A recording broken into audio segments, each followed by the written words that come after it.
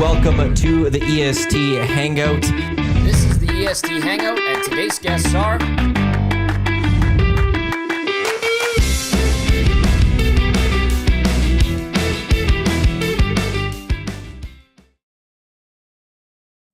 A lovely Wednesday morning to you. Welcome to the EST Hangout, presented by Sentinel Storage, live right here on Edmonton Sports Talk, your clear choice for Edmonton sports. Thank you to everyone for listening across the Edmonton Sports Talk audio streams, edmontonsportstalk.com, tune in, iHeartRadio, Apple Music for those watching on YouTube, as well as for everyone listening on podcast. Matt Iwanyk, Tom Gazzola, Shawn Belle with you on the Hangout. Today, as I said, it is presented by Sentinel Storage, Canada's storage experts, more than 2 decades of helping Canadians through life transition. Canadian storage provider. Find a convenient location nearest you by going to sentinel.ca. In my hands, which we will get to at some point on the show today, we've got the nominee finalists for the 2025 ESTYs that we will go through at some point on the show today. 20 categories. We have the 4 nominee finalists to go through. That is in my hands. We will get to votes have been tabulated.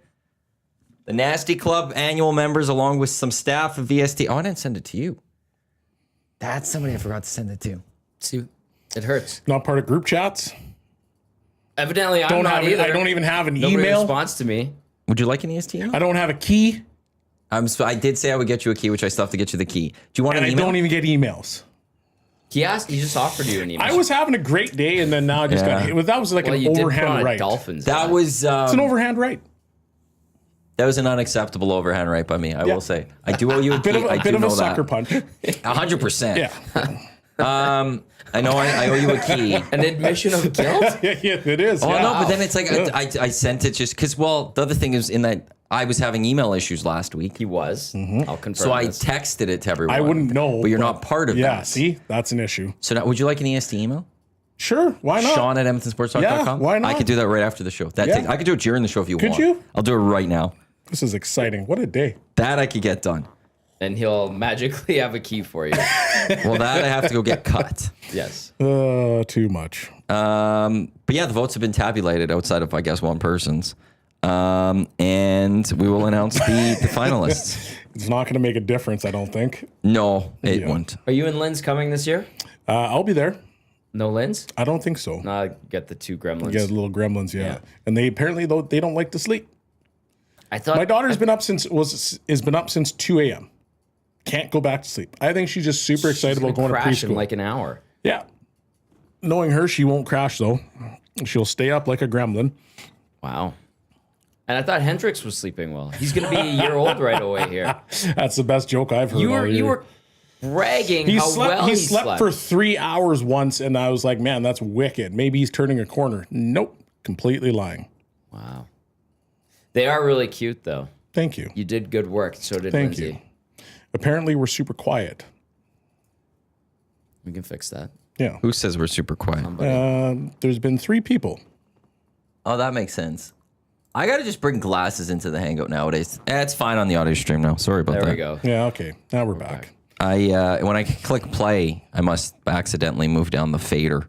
So I have to just put it back up. So apologies to all those listening on the audio streams. Yeah. Fixed. We also fixed the white balance. Matthew, you did a nice job with that. You did a great job. I noticed that. Well done, sir. A round of clicks to you. A round of clicks to you. As you create Shawn's I'm texting him. It's EST created. email account. And I'm sending it to you how to log in and your temporary password that you could go change later. Shawn, you've got an email now. Thank you. So that Thank one's you, done. Maddie. That one I got done. Thank you, buddy. I appreciate that got big it. time. Yeah. They just got it. Hot damn. See, we're there you back go. in the There we game. go. So we've got that. It's that easy to make an email. Yeah. It's crazy. Hey, by the way, I have a couple things I need to mention. Was it Han Schmorkoff? Han Shorkoff. Whatever his name is. My team won. Most points in the league after you blatantly disrespected my team. Oh, we're talking fantasy football. I okay. completely I was wondering took for a that second. personal. And now the fact that I won with the most points in my league, putting it back in your face. My team is elite. Thank you. Mine had a rough week. Really? My team, no one wanted to score points, apparently. Actually, I have one league, like same thing. I got to tell you this team, because I think it's pretty good. Shawn Schmorkoff or whatever his name is, he will probably be like, oh, that's a bad team. But I got a pretty good team. And they scored a resounding 6.5 or 65 points. I think I got less. Really? Oh, my God. That's tough. I had Joe Burrow. I have St. Brown on my team. I got Achan, Taylor, Cook is my flex. Jamar Chase, Mike Evans, Kelsey. Bass obviously was hurt, so I had to pick up another one. And I had the Steelers D. Bo Nix, quarterback. I had 62 points in a PPR. On my bench, Zay Flowers. Drake London got hurt. You left Zay Flowers on the bench? Egbuka. He had a good game. Yeah, he had a wicked game. I know. And yeah, that team is really good. And we only scored 65 points, part of which is because Zay Flowers was on my bench. Tough. Not sure what's tougher. It's week one. Or the Dolphins game. What's up with Mike McDaniel? Everyone said he's waiting to get fired. I was listening to Jamie Thomas on the morning show, and everyone's like, get this guy out of here. I thought everybody loved Mike McDaniel and his weird quirkiness. Listen, I think there's a couple things. The one thing that I heard was that you had 4 months essentially to prepare your team for the first game of the year, which is not really a true statement, but it's a true statement at the same time. Because yes, you're going through OTAs, you're going through training camp, you're doing all these things, you're trying to set the culture, you're trying to change things up. You have all this time to potentially change your identity and how you want to play, so that, quote unquote, you're not Charmin Ultra Soft, you're, at least a one ply, a little bit of sandpaper. So you have that, but then you go into the first game and you lay an absolute egg. Well, I think people are sitting there saying, okay, well, how do you lay an egg like that in the first game? It's not that you played, we've talked about on the Oil Street or the pre and post game show that we're not always going to get your A+ game. Sometimes you just got to find a B, and if you can ride a bunch of Bs, then you're going to be okay. Yeah. But I don't even think they hit a letter. Like they didn't even enter the stadium. That's how bad it was. They were there physically, but not mentally and emotionally. They weren't even there physically. They were literally in the stadium, but not really there. Yeah. They thought about it, but they didn't enter it. And so I think that's part of the reason why so many people are all over them, because for whatever amount of time they talked about how we're going to change our culture, we're going to become a tougher team. And as soon as the Colts started breathing, bye-bye Dolphins. That's so sad. Now, with that being said, I'm sticking with my team. They still have some good pieces. Benny bailed or is trying to bail on the Dolphins. Have you discussed this with him? I don't even want to talk to him about that. He was never really a Dolphins fan. He wasn't. I actually agree with that. He was like one to win. And that's why I was just just renounce it. Just say you're not a fan anymore, because you're not a fan. Either jump fully into the pool or don't. If you are hesitating, you aren't a fan. It's just that simple. Agree. So go find the team that you're not going to hesitate on. Like at Jamie Thomas selling the Dolphins and how you shouldn't ditch them is exactly what you should be with any team. Where when things are bad, you're sitting there going like, no, we're still going to turn things around. We're not, maybe I should find a different team. Benny, go find your team. Renounce. Yeah. Don't be a fan. It may take you a number of years to find your team. But when you find your team, because the next one he goes to, that's it. You can't be ditching at that point. I agree. You got to go more than just once. 1 week, you got to go more than that. So to answer your question with McDaniel, you have all this time to prepare and to change what you're trying to do, but you don't. Crap happens. And now it does, but part of being a coach is you got to bring some energy. You got to, if your team's not going to do it, you've got to do it. What do you know about being a coach? Nothing. Okay. But I watch a lot. So. Well, you are a coach. That's what I'm pointing at. I know. But like you look at Dan Campbell. Dan Campbell's got tons of energy. He's abrasive. Like he's very honest. He'll bite your knees. And look at the Detroit Lions. That's how they're coached. That's how they play. But are people like questioning him now? Campbell? Yeah. Well, they lost like one of the best offensive coordinators. Did they lose? They lost both their OCDs. So I mean, that's going to be fine. But This is why I hate the NFL to a degree. Just the team still overreaction. Yeah, it is. It's an overreaction. But the team But still even Mike plays hard. McDaniel to me though, like 9-8 second in the AFC in his first year, 11-6 second in the AFC. Got a lot of injuries that year, if I'm not mistaken. 8-9 last year, still second in the AFC. They're 0-1 this year. When you look at some of the best franchises, there's continuity when it comes to a coaching staff. He's only been there for 3 years. This is the start of year 4. Yep. And the first couple of years were quite good. But Why are you throwing him out so soon? You want to see them continue to Sure. Give him this ascend. season. Let him see if he can figure this season out. Let's do that. But at the same time, it's going to come with criticism because in each of the last, let's call it 6 games that they've played, they've been going the opposite way. Every star player that they've had is somehow decided they want to be out. That's a problem. When guys are late for practices and you fine them and they don't even care to pay it and they don't care and they don't change their ways, that's a problem. So you have to do something or you're not going to be respected by your team.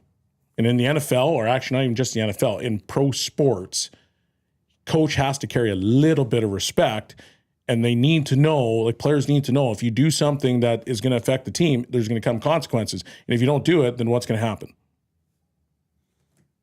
Nate the Builder chiming in. Who's a Packers fan, but his son is the one ditching the Dolphins. That's right. Yeah. Via the Paris Jewelers inbox 780-218-9999. Nate the Builder says, Benny is so confused right now. He literally walked out of the house Sunday wearing his Tyreek Hill jersey, all ready to cheer for the fish with his buddies. He's trying, but his heart just isn't in it. I can't blame him after that performance. He just needs to join his father and cheer for the Packers. I have no idea where I failed him so badly. Nate the Builder. Come to the dark side. Luke, I am your father. And I think he needs to go find his own way, though. Not go to the Packers, not go to the Dolphins. Go find his own team. Yeah. Be his own man. Let him chart Go his own forth, young path. man. Yes. Yeah. And it's a special world, the NFL for Canadians, is that we don't have any of those, like, it's not that family thing. You can just make your own path in life. And this is one where Benny needs to go be set up. Nate, you need to let your son go off on his own. Yeah. Yeah. And wish him the best and say, I'm here, but go find yourself. Ben Thompson, week 5, declares his allegiance to the Tennessee Titans. You need to go into the. Could you imagine that? I know. Oh my God. That's when he gets. love music. I That's love when he country. gets smacked in the head. Be like, why the Titans? Well, they're building a new stadium next year. I can't wait to go see it. There you go. Cam Ward's Great pretty sick, city. though. Great city. That would make sense of why you'd be a fan of a team, is a city to go visit. Yeah. That actually does make a little sense. That's less artificial than most Canadians' allegiance and fandom to NFL Yeah, teams. if you want to commit to, let's say, go to one game a year, Yes. that would be a big reason. You know what? I'm going to be a Titans fan because I just want to go to Nashville once a year. Great city. That actually would make a lot of sense. If there are any Titans fans right now, I'd actually be like, yeah, no, if that's your rationale, Have you ever that's brilliant. Have you ever heard somebody be like, "I'm a Titans fan"? No. We went when I was on this show. I can't remember who I was on the show with. This might have been with Bunting or something. I went through every NFL team seeing if I know somebody, whether it's one of our listeners or somebody in my life. And I think the Titans, and there was one other team. There might have been The Browns. no. I Yukon Jack Michaels, too. Jack Michaels. Who hurt him? It's a good question. But Many there was like blows to even the head. Panthers. There was I've actually never heard a Carolina Panthers fan, but I could he was see at the it Nasty here. Bash. Now with I Chuba. ran into him. I with forgot Chuba, his I could see it. Who was it? Sorry to whoever it was. I forgot who you are. It's on the tip of my tongue. You can see his face. He wore a Panthers hat to the Nasty Bash. So that was the first Panthers one I have. Plus, also in Edmonton, it makes sense. I think you will run into a little more Panthers fan. Chupa. Titans, and there was one other team. I'm like, I don't know anyone. Like, what teams are unappealing? Jaguars. Damon Bunting, Rip City Step. Oh, yeah. And Brennan Clack. The Jags. Yeah. Yes, those three. I know three. God. What about the Bucks? Bucks with the other team. There you Bucks? go. I've got a couple buddies that are Bucks fans. Big time Interesting. Bucks fans. Big Warren Sapp guys, Yep. 03. Yep. I think Was it that's when Brad that's when Johnson? they became hooked. I remember that Super Bowl because it was the start of the Jimmy Kimmel show, and they Okay. flew Warren Sapp in a helicopter to the show on the debut right after winning the Super Bowl. I don't know why I remember that, but I do. It's good that you remember that. That's a cool Thank you. I was fact. 17. We were 17. No, you might have been 18 because you were a January kid. Yeah, that's a cool fact, though. Thank you. Nice work, Tommy. I appreciate that. Jasmine's ripping your hat for some reason. Jasmine's What the heck working is my Boom hat. Boom wearing on his head? Well, her Colts beat your Dolphins. Yeah, I respect Even a this. blind squirrel finds a nut, Tom. I know. He's a Dolphins fan. He's not ashamed of I it. was gonna wear my jersey, but I have two of them. One was in the laundry, and then the other one was downstairs, and I had zero desire to go downstairs in the basement to get it. She adds, but to show you're a fan of the Dolphins, you need a paper bag. Coming from a Colts fan, you guys won one game. You got a paper mache quarterback, Daniel Jones. Come on, Jerry Kinzer in the Nasty Chat. Titans fan here. Found one. Hey, there's found one. All Hey, good job, Good job, Jerry. Let's Nice go. work, At Jerry. least we now know somebody. Thank you, Jerry, for jumping in on that one. Now we know a Titans fan. That is the cool part about Canada with the NFL. Bronco Nick. I can't remember what team he likes. With this one. Steelers. That's right. I forgot about that. Thank you for the A lot of reminder. Steelers fans in this area. So Big Bronco one. Nick says, and Bronco Nick has an obscure fascination with construct. I think he's in construction to a certain degree. I think he's engineer. Anyway, like me, he likes stadiums and all that stuff. Says the Waltons, owners of the Broncos, announced yesterday they are building a new stadium, Mile High. The current one opened in 2001, so the stadium's only 24 years old. All privately funded. I think this is what Bronco Nick wants to get at. Privately funded, no public dollars. 100-acre parcel of land will be similar to Ice District, but way bigger scale. Can't wait.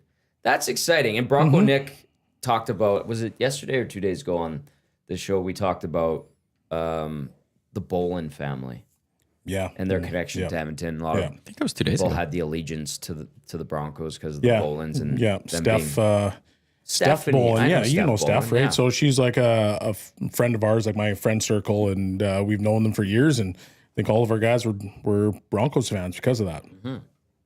And then That obviously makes sense. Yeah. See, that's a true connection, right? But that's that's generation. But I don't, because she left and she went to Cancun. I think she's back now though. Got a couple kids. Yes. Yeah. Yeah. Steph Bolin. Nice blast from the past. We used I know. to train together. Oh, did you? Yes. Nice. At Mitch Connor's. Where? Mitch Connor. Where's that? It was at St. Joe's. Oh, that's why you. Gager was Is there. that still James- why you're missing your chest? Dinger was there. Oh, Do not mock my European trim fit physique. Dinger was there. Joaquin was there. Dave Cooper was there. Dan Waschuk. Brendan Waschuk, Mickelson. yeah. Megan Mickelson. Oh, okay. Steph Bolin. Alex Aldred. Remember Alex Aldred? yep. He was Portland. Portland Winterhawks. Yeah. Really good player. We had a good crew there. Nice. Nick in the North doesn't like the Broncos' home field advantage. The new Broncos stadium should be pressurized to sea level so they don't have that ridiculous thin air advantage. If we wanted to get rid of advantage in sports, every team needs to do domes. Yep. If there's a home advantage, there's a home advantage. Otherwise, the Bills should have to be then domed so that there's no Yep. snow advantage. The Dolphins should have to be domed so there's no sun advantage. But that's part of sports. That's one thing I love about baseball, the unique dimensions. It's the one thing I love about football is that it's an outdoor sport, so it can get impacted. Soccer is the same type of way. I wish there was ways hockey and basketball could be a little more unique in ways of trying to find home court advantages or home ice advantages and stuff. So Like the smaller dimensions in Boston. something like, Buffalo yeah, back just in the day. create like a stand. Like this is what we want. You have to be within these parameters and allow teams to come up with their own type of things or something. It But was cool when fans were basically right there and they were just in your face the whole time. Like For which, hockey? Yeah, like hockey. What I rinks find did you now. they play in not that there were like now? that? Well, I played in quite a few rinks, especially Yeah, I some of know. the smaller barns. But like you look at Rogers. Rogers is built like this. Rexall was built more like this. No, I it see. wasn't. They You kept the same pitch. Really? The lower That doesn't bowl. look the same. they just It went is. further out. They just went further out. Oh, okay. Really? Maybe that's yeah, what it and then upper is like It's very deep. steeper. Yeah. But it seemed like you're right on top if you were Rexall. Because Rexall was tiny. Yeah, it was. Rogers 16, is massive. 39. There was like 18 massive. rows in the first bowl. Yeah. This one has like 25, and then in some areas 24. like 30. Yeah. It's what Everton did. Eric's talked a lot about it. They built a new soccer stadium, and it's very much like upwards, not outwards, and it's very steep. But they've brought like everyone as close. As Yeah, they like when I played in Europe, there was lots of buildings like that, and there was teams that were the fans were right above you, which was craziness, and they're just going absolutely bananas. The one team in Augsburg, they still had an outdoor stadium. It was a partial outdoor stadium. So you play in the middle of January awesome. and it's snowing on one side. There's like snow coming into the building. And I'll never forget it, actually. So Freddie Brathwaite was our goaltender that year, and we were doing our morning skate. And our coach is like, guys, you need to shoot from the shadows. What are you talking about? He's like, well, if you shoot from the shadows, the goaltender can see the puck coming. And so you're trying to warm him up. But if you shoot from the sunlight, he's not seeing where that puck's coming from, and you might hurt him. Fair point. Very valid. That stuff was kind of cool. It's also a bit dangerous if you think about it. Oh, it's super dangerous. I like the danger involved, to be honest. Yeah. But someone could get hurt. I can't deny that. I'm it was- willing to take that risk. It was just so interesting though, like where you're doing a morning skate and you're used to all these different buildings in the NHL. Even the AHL had great buildings, but you go over there and it's like that thing is still open. That's wild. And you're playing in you're basically playing an outdoor game. Yeah. So it's just like a covered stadium, basically. So it had the tops and all the sides were open. But when I got there, they were trying to close everything up and make it into a true stadium. But they were just kind of working as they went. It was wild. It's interesting. Okay, this text comes in. I want to know what you guys think. Text says, so 25 years is now the acceptable lifespan of a sports stadium. That is lame and sad. Now, Bronco Nick informing us that the Broncos are going to build a new stadium. Their stadium's 25 years old. We just saw the Atlanta Braves move on from Turner Field to Truist Park, which Turner Field was mid-90s. Yep. They moved on just a couple years ago. The Rangers. Ballpark in Arlington. Yeah. They moved on. I would have to go look at the Titans. I don't know how long their stadium was, like that they are building a new one. I don't know how long that stadium would have been there for. Yeah. It happens quite more often now. And if it's privately funded, that's one thing. But also, they're like kind of a waste of resources. No, like we're talking about massive cement. Like how easy is that to dispose of? How easy is that to just get rid of? Recycle and then the steel that's in the rebar and all that, but it would take forever to dismantle. As long as that can happen, great. But there's a reason like Olympic Stadium's not being torn down. There's a reason that, Commonwealth would be a tough one to tear down. But as long as it's privately funded, then cool, I guess. Yeah. But it's like I don't know. Doesn't it beat the allure of having those particular buildings when they were built? It's almost like saying Fenway. You want to move on from Fenway, and when you go to Fenway, that's cool. Like you got the monster in the back there, like that's cool to me. That's different. It makes every time you walk into a stadium, it's different. Like you go to Joe Louis when I was playing. Joe Louis was arena. It was an awful arena, but it smelled so the weird. amount of nostalgia that you got when you walked through those hallways, you're just like, wow, this is cool. How many rats did you see by the locker rooms? 0. Apparently under the stands it was bad. Oh, yeah. It's terrible mutants, city. like Master Splinter size. But you're like that. Like we will never get to a point where we'll revere stadiums again or arenas again if they're not around. Yeah. Like Fenway, Wrigley, Lambeau. I'll throw Dodgers Stadium in there to a degree. Cool. MSG. MSG is amazing. Is a big one. Like it's just the Rose Bowl. A couple of those call it like. Yep. But if we get rid of them every 30 years, we'll never be like, well, look at this one that has all this history. There is going to be no history. Yep. Just because we wanted the new shiny toy. It's all about making money. Mm-hmm.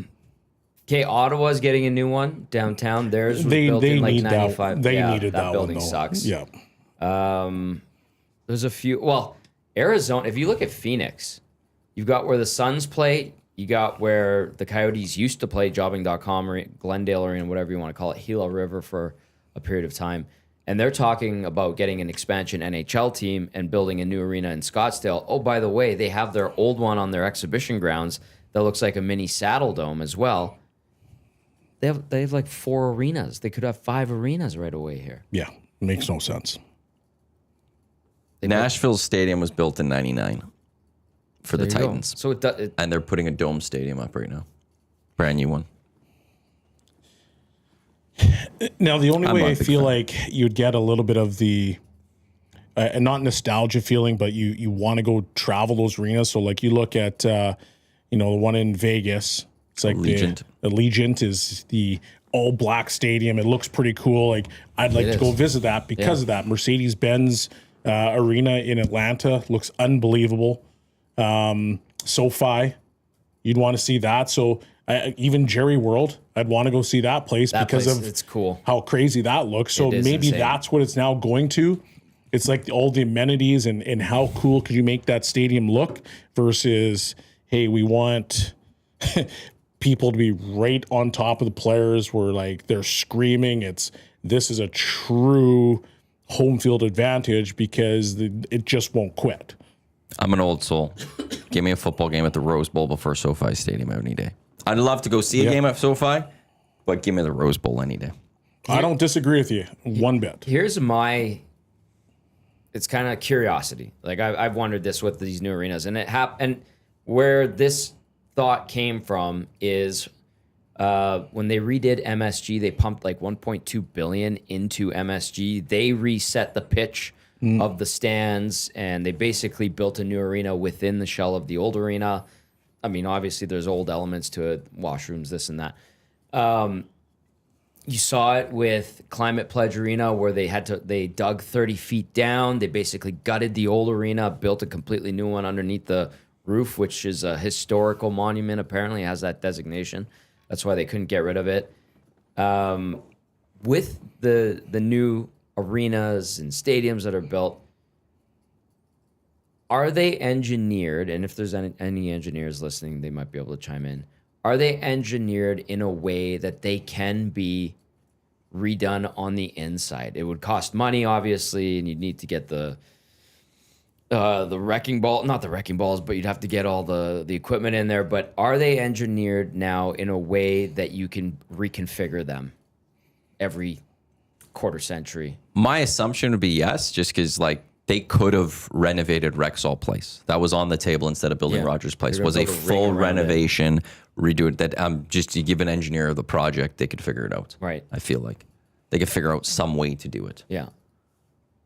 So I'm assuming nowadays, like somebody looks at if you gave somebody Rogers Place's plans and said 5 years we want to renovate this, what can you do? I'm sure they could come up with something. But what kind of huge price space. tag would they have had on that space? The Rexall? Yeah. Oh, it's massive. Yeah. It was millions. about Yeah. the same as a new rink. Yeah, so and that's that was probably- the balance. Like, okay, well, do we just keep the old barn but renovate it, or do we just build a brand new one? That was part of the discussion. But like that's why like my point is just that the fact that we took an old place like that and they said we could renovate this says to me that any of these new barns easily, I would think 10, 15, 20 years from now, we could look at it and be like, okay, well, how do we reinvigorate it? Yeah. You know, because one day Rogers Place is 10 years old soon.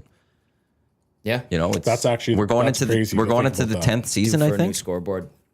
Yeah. And that it's- scoreboard's really nice. Yeah, well, you're getting a nice and bigger one. Yeah. The one in Philadelphia like contorts itself and has different shapes.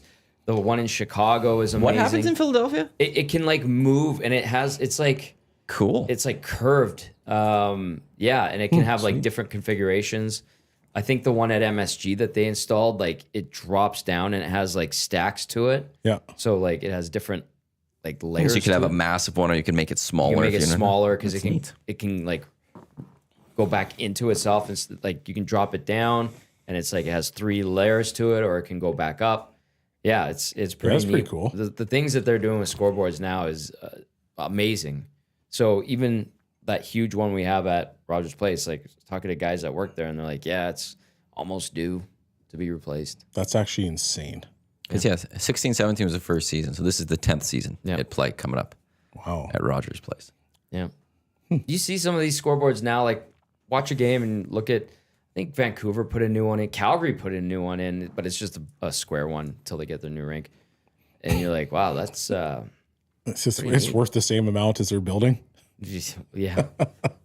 It's not 4K anymore. It's poor like Calgary. 25K in terms of quality of Yeah. video.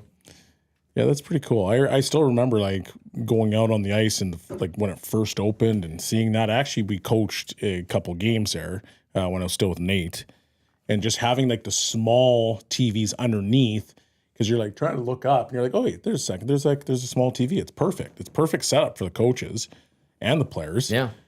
But yeah, I guess it needs to be changed. Got to update with the times. You want to keep a state of the art building? Come on, Daryl. Yeah. Oh, don't worry. He'll find Chop, a way chop. to get the My eyes are all on the Elks, though, and the city and all that with Commonwealth. Wasn't there something in the works where they're actually getting this right away? Commonwealth? Yeah. No. There's a new owner suite. Are we sure? Well, I think you're talking about the images. There were renderings. No. Those were old, by the way. I know they Those were. were kicking around for a long time. They were just, and someone, it just was somebody went on the website, saw them like, oh, I've never seen these because no one goes to the city website. But they were there. Which ones are you talking about? Well, for whatever odd reason, I thought I had a buddy telling me something that was going on. There was a conversation with Danielle Smith. Yes. Okay, I know which one this is then. Right? Like they were talking about renovating Commonwealth. Did This that was not happen? back in, I Before want to the- say before spring the this new- year. Before new ownership came in. Then it was spring last year. But I thought it was this year maybe. But because Edmonton did not get provincial funding for Rogers, They weren't going to give provincial funding for well, but Commonwealth. Calgary got money. And everyone in Edmonton's like, excuse me? And obviously OEG especially went, excuse me? Yeah. And I remember one story I read on CTV, and it's never been talked about since, was that along with the money that they were trying to get from the province for Ice District Phase 2, Fan Park, all of that, was they wanted money between the city, between the Oilers, and between the province. They wanted money for Commonwealth.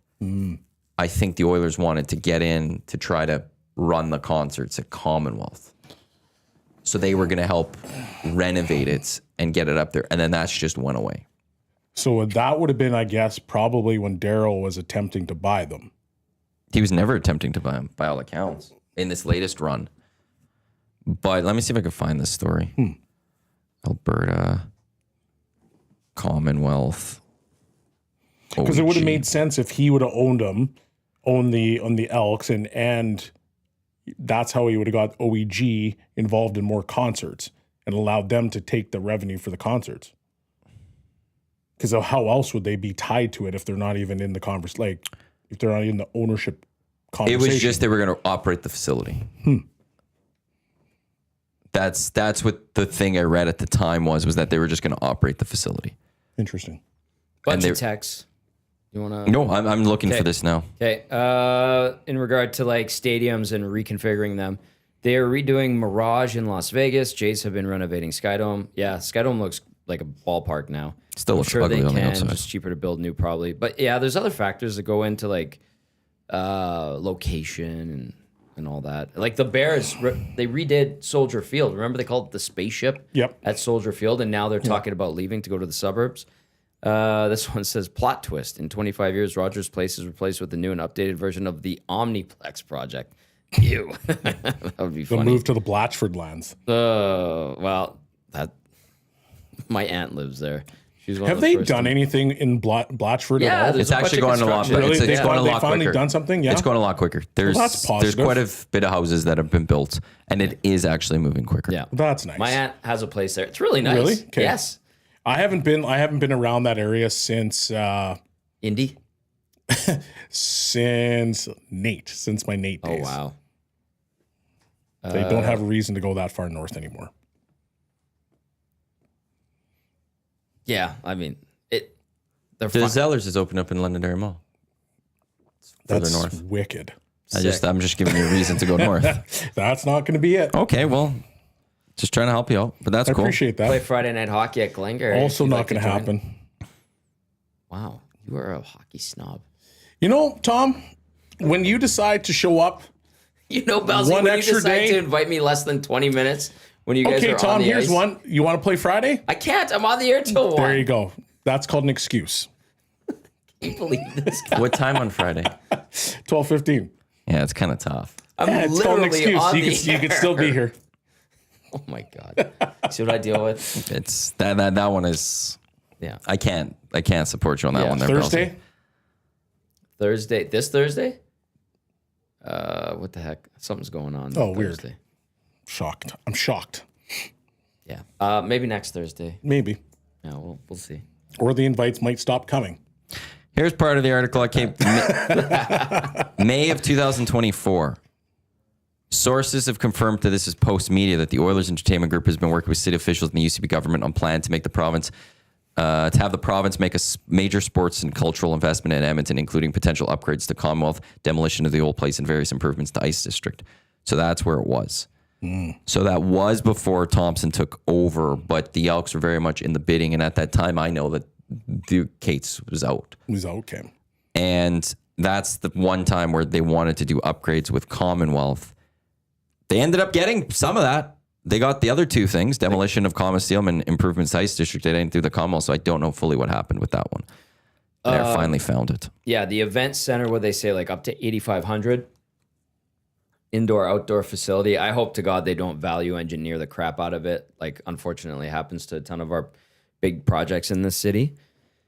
And then if Ice District Phase 2 gets going, those empty derelict lots north of 105th Ave by the arena, if we get that developed into like a mixed use thing, that'd be very nice, especially living in the neighborhood. I say screw Fan Park, put the money towards Commonwealth.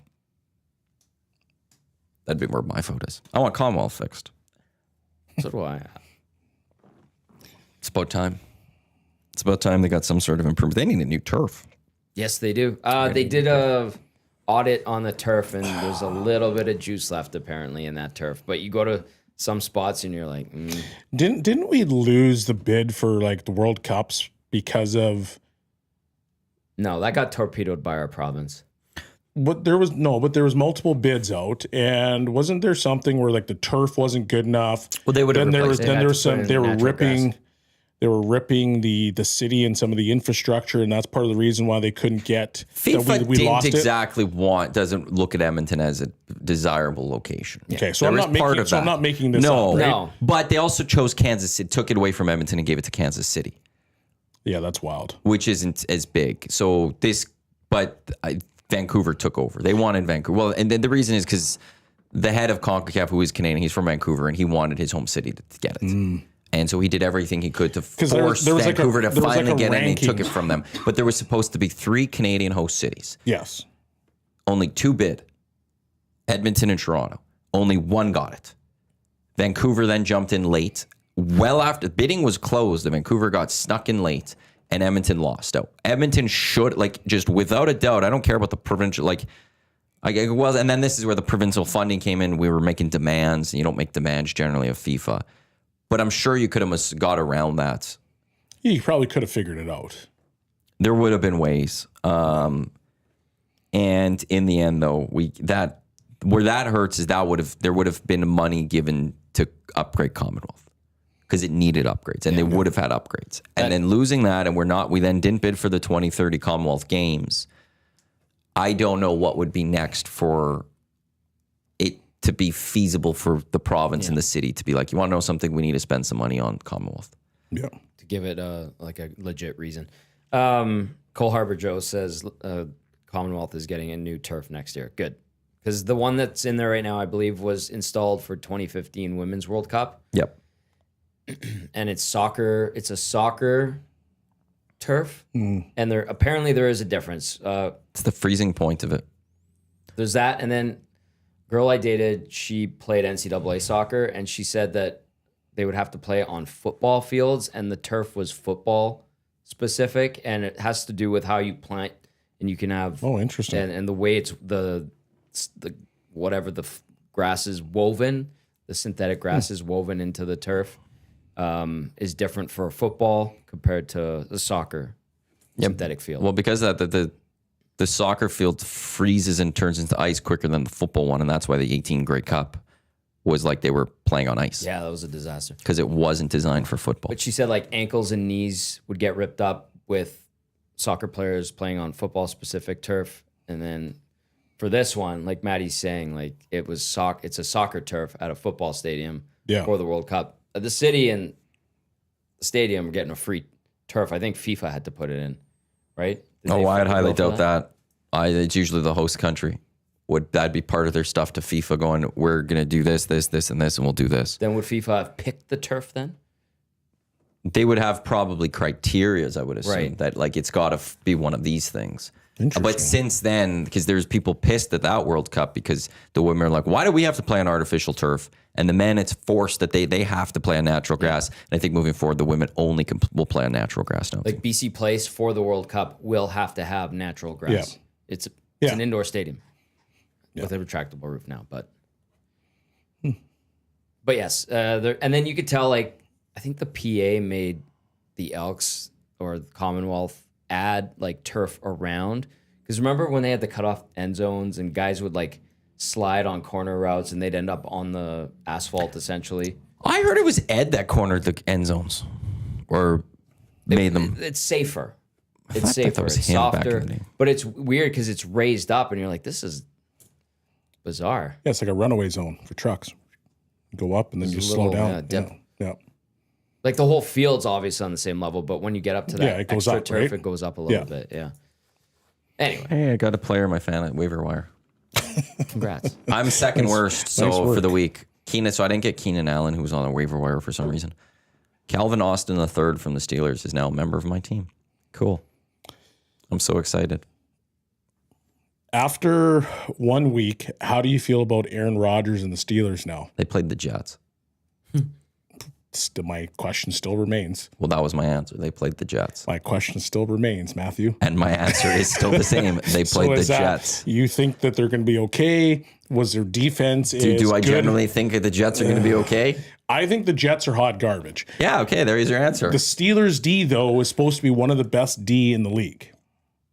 Clearly not. So are the Ravens Or is team. it- Look what they did. Or is it a one-off? So that's why I'm asking that question. Ravens gave up 41 points at their defense. Yeah. Okay, but Buffalo is not equal to the Jets. No, but if good defense shouldn't be giving up, one of the best defenses still shouldn't be giving up 41 points. It's week one. Don't overreact to anything in week one, good or bad. No, I think you got to react to some things. Some things. I think you have to react to the game that was played between Buffalo and Baltimore. I think you have to say that those two teams are easily going to be one of the best in their conference. I think you can react to that. I think you can react to both of their offenses being outrageously good. Like, what are you supposed to do? How are you supposed to defend Buffalo or Baltimore? Forced Derrick Henry to fumble. Ooh, there's Which the doesn't answer. happen. It rarely happens. Watch, I don't know. They got stuck. Like, you have a the better- Ravens got the ball back with a minute 30 or like a minute 38 or something. And they punted away like a minute 30. Okay, that's against the next best team or a better team. But I don't think anyone's sitting there I'm saying just the Bills' defense is one of the best defenses in the NFL. just And gonna look, they held. They got it at the end when it mattered most. They stopped the Ravens' offense. You take those two teams and you put them against any other team, maybe outside of Kansas City, who lost. Maybe the Chargers have taken a step, but you go play these other teams. Okay, so Buffalo's going to go play Miami in a couple weeks. Like, are we in danger of getting the NFL record scored against us? Because what I saw from Buffalo is that they were not, I don't want to say they were getting dominated, but it was to a point where I was like, man, this is impressive. And I actually texted you and I said, man, this is really impressive how good Baltimore's offense was. But Buffalo wasn't going away. They were still scoring their points. So you look at those two particular teams. That defense, like the end of the first half, killed them. You look at those two particular teams, they go up and they play Ravens got the Miami. Browns this They week. go play the Jets. They go play the Browns. They go Browns play are all these beating the teams. Ravens this week. Buddy, get out of here. Like, you can't even make that up. I've been saying this for like 2 weeks. You think the Browns are going to beat the The Ravens? Ravens are going to go 0-4 to start this season. Oh, my God. He has been pretty consistent with that. Do you need me to? Do you want to put money on that? No, I don't bet for or against my team. I don't want them to Then lose. why would you even put that into existence? Because as a Ravens fan, I am realistic. And if you go over the last 6 seasons or whatever it was, I went through it on the Hangout 2 days ago. and you look at their win-loss series record to the Browns, they split. They consistently split, which means the Ravens are losing a game to the Browns this season. It ain't going to be It's going to be this weekend. It's going to be this weekend. What was the spread on it? 10? 11. 11. At one point, it was 11. Did you sprinkle? No. I wouldn't even. I can't bet against my team. Right. But the Browns are covering that. Get out of here. I went even.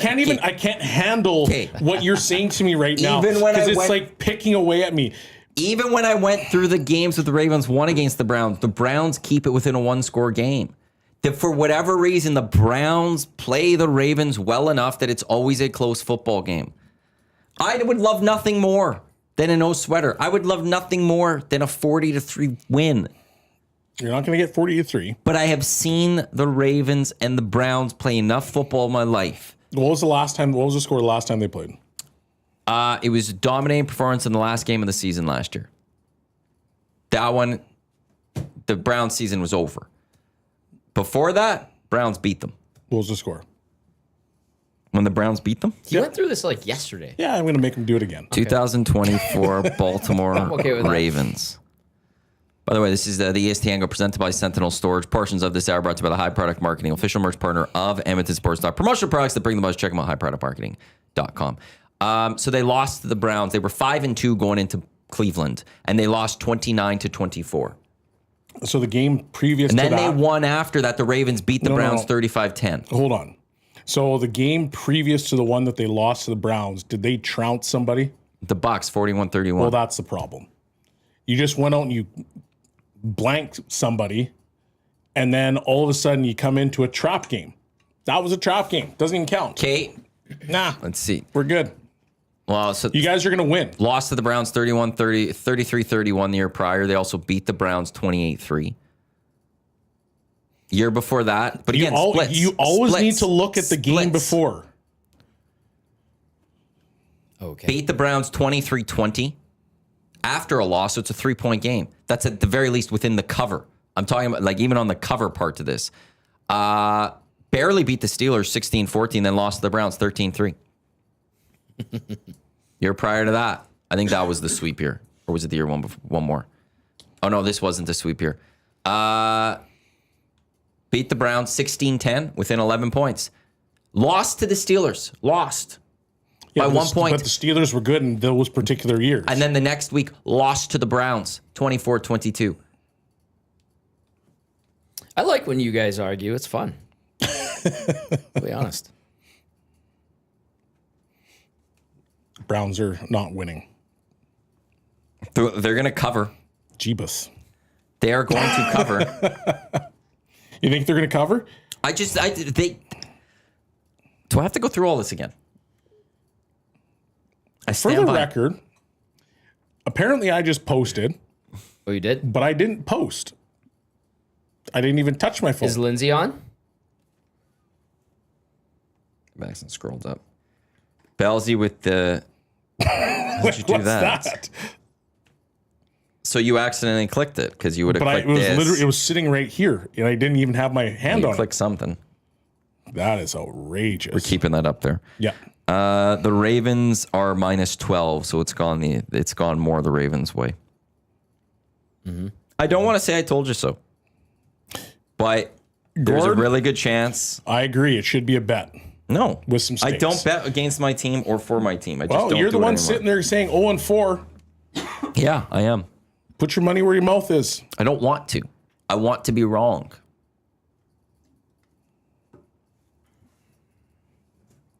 I just know my Baltimore Ravens. I know it's going to be a stressful game on Sunday. I don't know what time that game is.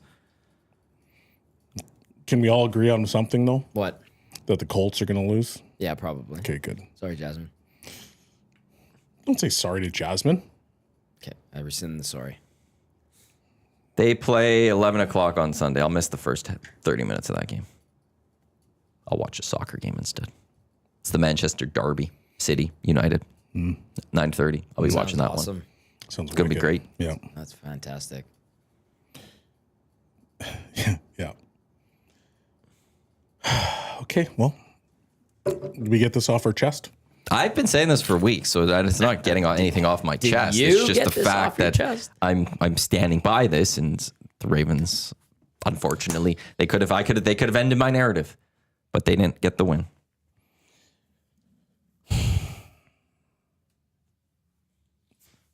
Okay, well, can't wait till they go 3-1, but that's fine. Did you see their schedule after that? They're Lions, Chiefs. Aw. You got to have some faith in your team, Matt. I Can't sit there and be like, "Hey, I'm a Ravens fan," and be like, "They're going to go 0-4." Of course you Hell can. no. It's called being realistic. No. Yes. Do you do that with the Lakers? Hell no. Yes. Do you do that with the Yankees? Hell no. Yes. I want Aaron Are Boone you a fired. fair weather Baltimore Ravens fan? I want Aaron Boone fired. Wanted Why? Aaron Boone. Why would He's you an want awful that? manager. Oh. They're never going to win with Aaron Boone. They are never going to win a World Series with Aaron Boone. He should have been fired. He should have never been hired. He should have been fired 4 seasons ago. Aaron Boone needs to go. Didn't the Blue Jays said that about their guy? He needed to go. They stuck with it. And now look where they're at. John Schneider's the man now. Aaron There it Boone is. made terrible decisions. Kept pitching. So did to Schneider. Freddie Freeman in the World Series last year. Kept pitching to him. And he just kept hitting bomb after bomb after bomb. Aaron Boone needs to go. They're never winning with Aaron Boone. Spoken like a true Yankees fan. Damn right. It's because Yankee fans know he ain't got it. Yankee fans are flakes. That's what they are. Far from that. You guys are a bunch of flakes. Every time something goes wrong in the 1 year that you're average, and you're not even average, you're second best, we got to fire somebody. Like, man, I've been you saying this. crying No. Yankee fans need to stop. I have been wanting Aaron Boone fired for years. It doesn't matter what position they are. Aaron Boone needs to go. They're not winning a World Series with Aaron Boone. Watch them do it. They won't. And I'm going to sell you in your face. Cool. Then I'm celebrating Yankees World Series victory. Yeah, It's but not then you got to happening, take though. it back. It's not happening. Sure, I'll praise Aaron Boone. I'll say sign him to a lifetime contract. He could be manager for life. I'll never turn on Aaron Boone after that. Supersized Indiana Jones. John Schneider and all of Jay's management still needs to be fired. Should have been fired after that Seattle blow up 2 years ago. See, that's what Blue Jays fans wanted, needed, but they stuck with him, and now he's rolling. Yeah, we'll see what happens in the playoffs. Boone- Playoffs are different. So the Yankees have been one of the best teams the last 4 years. How many World Series titles? Oh God, somebody's just been slightly better, and that's not a Boone thing. They've spent the money. I love this. Go win. They clearly Aaron didn't, Boone clearly is they didn't trash. spend enough, did they? Aaron Boone needs to go, and if he doesn't get fired this year unless they win the World Series, then Brian Cashman needs to go. How long has Brian Cashman been there? It feels like forever. Forever. I'd rather see Cashman Forever. disappear than Boone. Nate the Builder chiming in. You're not a Yankee fan. It doesn't matter what you think. Paris Jewelers inbox 780-218-9999. Aaron Boone is a moron, and I'm a diehard Jays guy. I absolutely loathe the Yankees, and I even know it's Boone standing in their way. And then there is this one from Blair, who says Boone isn't the problem. Make a play in the field. That team is double A quality defensively. Thank you. They pitched to Freddie Freeman last year in the World Series over and over and over again. And he just kept hitting bomb after bomb after bomb. He should have been fired after that World Series. It's like saying you're going to fire Knobloch. He's been to the dance 2 years in a row. Some Yeah. people want it Is to. it his fault that the players aren't producing in the finals? No. So then it's not Boone's fault. Well, he made the decision. Man, He made the decision on the Freddie Freeman pitches. He made In-game. the in-game management decisions that he has made have failed miserably. Is it not equal to when No. in Major League they say, give me Vaughn, even though Vaughn was throwing up absolute softballs to the guy that was hitting him out of the park into the stratosphere? You're comparing this to a 40-year-old Hollywood movie? Yeah. And he goes, give me Vaughn. And then he comes out, and then the guy's sitting there, he's chewing his gum. He's like, come on, Vaughn, or come on, Ricky, give him the heater. And he gives him the heater, and each one of the pitches was a little bit faster. That's the level of confidence that Boone had with his pitchers. Unfortunately, pitchers missed their shots. Boone needs to go. It's just that simple. This is the EST Hangout presented by Sentinel Storage, Canada's storage experts, more than 2 decades helping Canadians through life transitions. 50% off 12 weeks on all units. That is for this month of September. Check them out, sentinel.ca. Shawn Belle, Gazzola and Matt Iwanyk with you here. Coming up at 11 o'clock, we do got the Lock Shop. We've got Oil Stream today, EST Afternoons, and the Reed Wilkins Show with Jay Milne. I'll take you until 6 o'clock here across the Edmonton Sports Talk avenues of listening to us, which is edmontonsportstalk.com, tune in, iHeartRadio, Apple Music, watching on YouTube, or listening on podcasts. ESTYs are less than a week away next Tuesday. Metro Cinema at Garneau Theater, 6 o'clock door, 7 o'clock tickets. ESTYs at edmontonsportstalk.com, ESTYS at edmontonsportstalk.com if you want to get tickets. They are $10 per ticket. And I've got now the nominee finalists for the ESTYs. I'm excited about this. Are we ready? Yep. Is everyone ready for this? These are the finalists that we will see who's now the winner on next Tuesday. But here's the final 4. Show of the year. And this is all in alphabetical order. I put in Microsoft Word. I did the alphabetical order thing, and it did it for me. So just put on. There is no, not in a list. Oil Stream pregame, postgame show. Yes. EST Show of the Year. The EST Hangout. Yes. Yay! The Nielsen Show with Lieutenant Eric. Yay! And the Reed Wilkins Show with Jay Milne. Yeah! There's your shows of the year nominees. Stiff competition. Guest of the year. Ooh. Bruce Boudreau. Oh, Yeah, well, okay. he's excellent. Dave Jameson. Also excellent. Eric Macramala. He was not on this last year, I don't believe. And Luke Gazdick, who was the winner of Guest of the Year last year, got his Defending award champ. just a couple weeks ago. Great guy.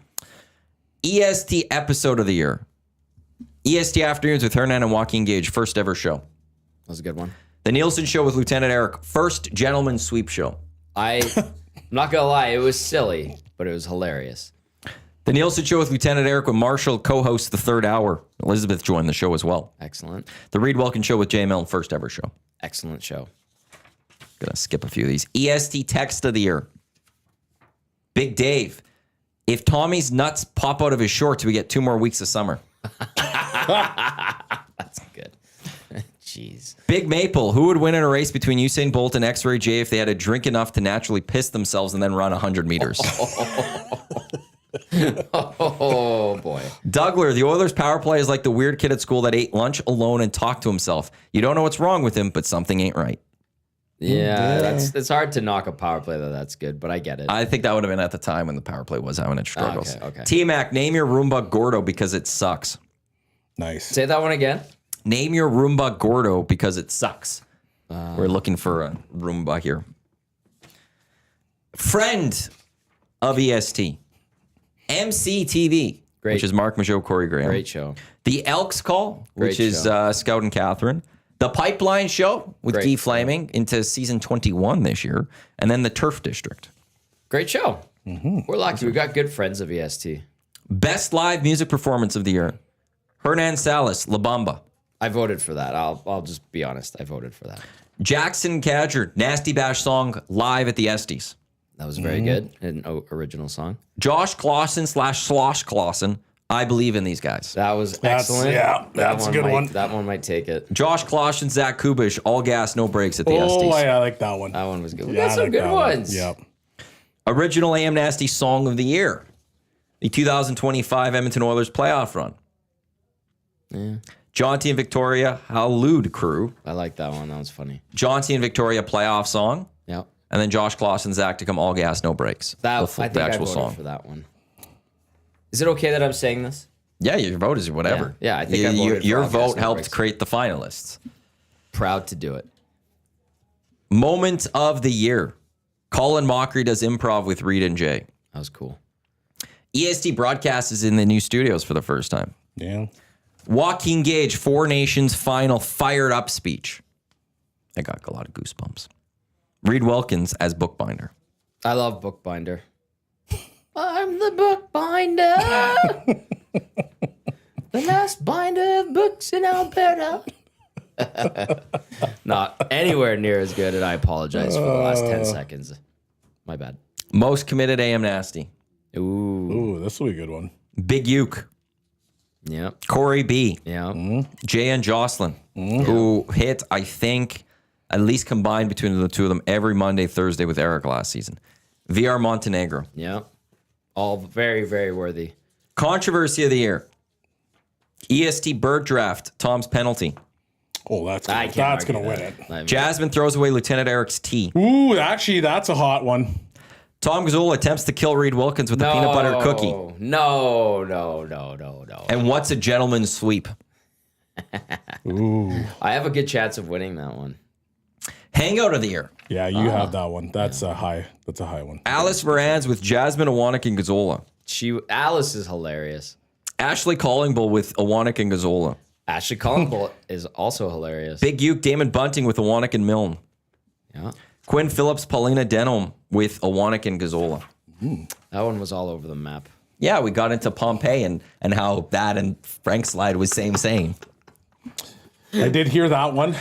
Frank Slide and Paul. Same. Not at all. Not at all. Rant of the year. Craig Button, Jeff Skinner preseason performance. Ooh. Nice. Dustin Nilsson, Dusty on a Bouchard trade proposal for 2 other D-men. Oh, I spelled that wrong. Don't remember that one. Dustin Nilsson, Oiler fans hating Skinner and saying the media protects Nurse. That was a good one. And then Murray McCourt on Stuart Skinner haters. That was a really good. Actually, that was very well done. I miss Murray. Are we going to start bringing him in on He's Mondays? back on Monday. Excellent. Nice. Best on location. EST broadcasts all day at Popeyes for Ben Stelter Day. Was a good one. What was it? 35 grand? Oh, I forgot. I think Furby was saying it was 35 grand. EST broadcasts all day at Booster Juice Rec Center in Terwilliger for Hockey Helps the Homeless. That was a I good forgot to day. add that part. The Nielsen Show with Lieutenant Eric at the EST Golf Classic at the Ranch. Great tournament. The Reed Wilkins Show with Jay Milne and Damon Bunting's backyard. That was myself Really? and Jay. Yeah. Got votes, pumped it up. Great tournament. Hangout guest of the year, Ashley Collingbull. Yeah. Craig McTavish. Yeah. Josh Clausen. Yeah. Ron Lowe. Ronnie Lowe. He's great. Event of the year, the 2024 ESTYs. 2025 EST Classic, 2025 Nasty Bash, and the Labor Day bus to Calgary, which is the last official day of the ESTYs for nominations. The new year starts on the Tuesday after Labor Day. The Labor Day bus comes in under the wire, and it gets the votes. It's one of the events of the year. I ran into some of the staff from the Elks that were on the Labor Day bus. They said it was awesome. So our side of it, we thought it was awesome. They thought it was Outside good too. Yep. thought it was awesome. And then everybody I've spoken with that was on it said it was awesome.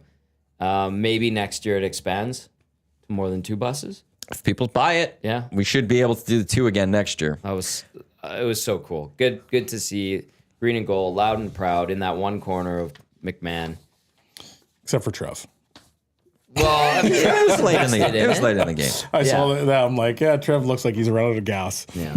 Oh no, that was just mad about the game. Yeah. Yeah. Gutsiest performance. David Pagnotta, Hello Hockey, after waking up in Vegas the morning after the draft and hopping on a private jet with the Islanders owner. Outrageous. Do you remember that? I do. Can we explain that one? That was outrageous. So he goes to the draft and he's doing coverage for NHL Network. And we're like, Dave, good to go for your usual time on Hello Hockey. No response. Then like 5 minutes into the segment, he's like, oh, I could be there shortly. We're like, we'll push it back to the next segment. That's fine. He shows up on camera, Belzy, and wearing like an Elvis 70s he was style. like, yeah, it was like a silk black and white striped prison garb. Yeah. How many times did he go like, He was holding back puke the whole time. yeah. And we're like, what happened? Well, owner of one of the teams offered me a seat on his private jet to Vegas, and I decided to go. And we're like, what hotel? Do you know what hotel you're at? He's like, Bellagio. He had to look out the window. That's that one. Dusty cuts his finger and streams the show off of his phone at the same time. Reed doing a show with an injured eye. Yes. Reed doing the readathon where he had every show in a day. That was Rookie of the year, Ben Thompson. Why did I Yep. spell his name wrong? Hernan Salas, Jasmine Sidhu, and Reed Wilkins. Hernan's a rookie. Yeah. Is his first year? I feel like that's a sure. EST Texter of the year. Rip City Step, Scalding Gourd, Tube Socks, Vance Van Vandervan. I like Vance Van Vandervan. He is hilarious. We have the new category Nasty Chatter of the year. Big Uke, Penner's Pancake, Rip City Step, Vieira Montenegro. Worthy. All worthy. And finally, the last category, the AM Nasty of the year. Ooh. Big Uke, Norman a Combine, Rip City Step, Vieira Montenegro. There are your nominee finalists for the 2025 ESTYs as voted on by the Nasty Club, as well as staff of Edmonton Sports Talk. Over 100 votes, well over 100 votes were cast. We tabulated, and those are your finalists. The winners will be announced at the ESTYs starting at 7 o'clock at the Metro Cinema on September 16th. Tickets $10. ESTYs at EdmontonSportsTalk.com if you want to come join us. Couple of texts coming in. Big Dave says, honored to be nominated, fellas. Well done, Big Dave. Then Heavy Oil Country talking about the Yankees and says, Yankees 11-22 versus Jays, Sox, Tigers, and Astros this year. Now Judge can't throw home and is playing injured. Is that all Aaron Boone's fault? Take Freeman out of the 2024 World Series lineup, and Dodgers still win anyway. Signed, Heavy Oil Country. Well said. Very well said. He likes it. The ESTYs are going to be great. Red carpet, photographer, mingling in the lobby of the Garneau. There'll be beverages available. I think popcorn as well. Did we have popcorn last year? There was popcorn, I think. Yeah. Black tie formal, dress up nice. It's going to be great. Gager. Joaquin's going to be leather daddy. Yep. Did he just text something? No, Oh, okay. I saw a picture of him like he's got the all leathers on, or the leather jacket on. Everybody else around him just looks sharp. Yeah. Yeah, the boy Gager. Well, Joaquin. He's Joaquin. Beats to his own drum or whatever. It's like Joaquin doing Joaquin. Yeah, exactly. It's like Manny doing Manny. Yep, that's our Manny. I'm looking forward to the ESTYs. I thought it was a great time. After party, Hudson's White. Talking to Connor Yakubuski over at Hudson's White. He says he's very excited to have us back. It's going to be a tough day. Mitchie _R, remind me how winners get voted again. The finalists nominees will go to a committee, and then that committee makes the declarations based off the finalists. That It's going to be awesome. Like, it's just a great night. But we have a full slate of shows the next day because I understand HR Daddy has put himself onto the Wednesday show. Well, he didn't put himself on at all. Dusty's misrepresenting HR Daddy. Okay, because I only heard Dusty's side of it. He messaged me. I'll defend Keith on this one. He said, I'd love to be on the Hangout. I could We'd come in love on to have him 17th or 18th. I was like, perfect. Let's do the 18th. And then we scheduled the ST drafts. I'm like, hey, can you do the Wednesday instead? He said, whatever's best. And they came on. I could have said no, but I think it'd be fun. Well, he And then I told does Dusty control this, our and Dusty's pay. like, really? So, yeah. He'll be on next Wednesday. Actually, we've got a busy week next week with that. Steve Sandor's going to be on the show next week. He's got a new book coming out. He's got a book coming out. We've got the draft next week. Brent Myers will be Murray's going to be joining back us. on the Hangout for the first time in a long time. He's got his, what has he got? He's got Unhammered coming out, yes. non-alcoholic. Yeah. He's got an event Yeah. at the MKT on the 19th. Yeah, I can't go. I'm a little disappointed, but I thought you were going. I'm going. I can't. I'll be in Lethbridge. Oh. It's their first weekend. Oh, yeah, that's right. Yeah. That's why we had to push back Hello Hockey a week. Yeah. Yes, that's coming back. We're excited. Yep. Anything new that you want to share about Hello Hockey? Nope. I love that. Nope, it's going to be a great show. Yeah, it'll be fine. Yeah. Make sure you tune in. Saturdays 10 to noon right here on Edmonton Sports Talk. And simulcast on Sportsnet Radio. That's correct. Hopefully you have a good guest. Don't look at me. You know who I want. You're very demanding. Yeah, that's exactly what it is. How do we feel about the Kawhi Leonard situation? Because there's more layers getting peeled back. What's new? Well, let me tell With you what he asked of the Raptors. what he asked of the Raptors. Oh, I like this. We're getting He juicy. asked for $10 million in Raptors and no show money. He demanded a trade to try to get PG. If you don't know who PG is, that's Paul George. I believe I think the Thunder offered a trade of Westbrook and PG for Van Vliet, Siakam, and a package of 4 first-round picks. Ouch, that's steep. And I sit there and I go, I don't really understand where this guy was going with that. Now, was it just purely the fact that he didn't believe the Raptors were good enough to win? And that's why he wanted to trade Westbrook? Like, at that time, Westbrook was still doing his triple-double thing where he was all about his own stats. Can I ask you something about Russell Westbrook? Go ahead. Because I know he's like a hot commodity, one of the best players in the league, has been for a while. But like, has he actually won? No. Exactly. So why is he the answer? Don't you want guys who've won? That's a great question. And that's why I'm trying to get this figured out, because at the end of the day, if they would have made that trade, I feel like that would have hurt the Raptors more than anything else. I'm not going to lie to you. The more you hear about Kawhi, and not just recently, the more leery I would be of having him on my team. 100%, but it's not done. Okay. What he asked for was not done. He also wanted a partial ownership of the Toronto Maple Leafs. Okay. And he wanted ownership stakes in companies affiliated with MLSE. So this is basically, via the Toronto Star. This is I think that's Bruce Arthur had that story. This is him demanding so much that they were forced to let him go. And then if they didn't and they gave in to his demands, he basically gets away with a king's ransom and he's laughing at everybody. Yeah, so to summarize that, Paul George trade, an extra $10 million in sponsorship money, but he didn't want to do anything for it, so the no-show deal. Not even plant trees? Partial ownership of the Toronto Maple Leafs and ownership stakes in companies that are affiliated with MLSE. This is like when Steve Stais demanded a ridiculous amount of money to become GM of the Oilers so that the Oilers would say that's way too much, and then that allowed him to go to the Senators. See, I don't think this was a thing for him to not go to the Raptors. This was him just shooting his shot with everyone. Apparently he did it with the Lakers too. And Jeannie Buss was immediately like, we're not doing any of this. Nope. Did details of like that? I don't think, but it was, he wanted stuff beyond what was acceptable. And the reason she shut it down was, this is not acceptable. This can't be done because this is circumventing things. And she shut it down. And Ballmer ultimately paid for it. I think he was asking of this stuff kind of from everyone. And I don't think this was a way of like trying to get like the Raptors, but like, yeah, you either give me absolutely everything or it's easy. Like, I think he was just trying to see what he can get. Him or his Uncle Dennis was trying to see what he can get.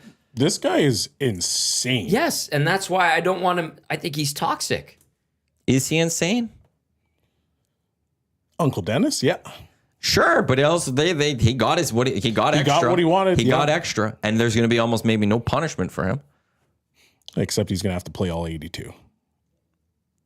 That's like the ultimate punishment. No load management. Here's a good question. I like this. It comes in via the Paris Jewelers inbox, 780-218-9999. It asks, how true are those demands really if they're coming out this many years later and or only after the Clippers incident? Some of this stuff did come out at that time. It was rumored at that time, and there have been people that did talk about it at the time, that there was extra things asked for. Yeah. Now that we're getting the details, I think what hurt actually with the Raptors was Larry Tannenbaum was actually looking at it.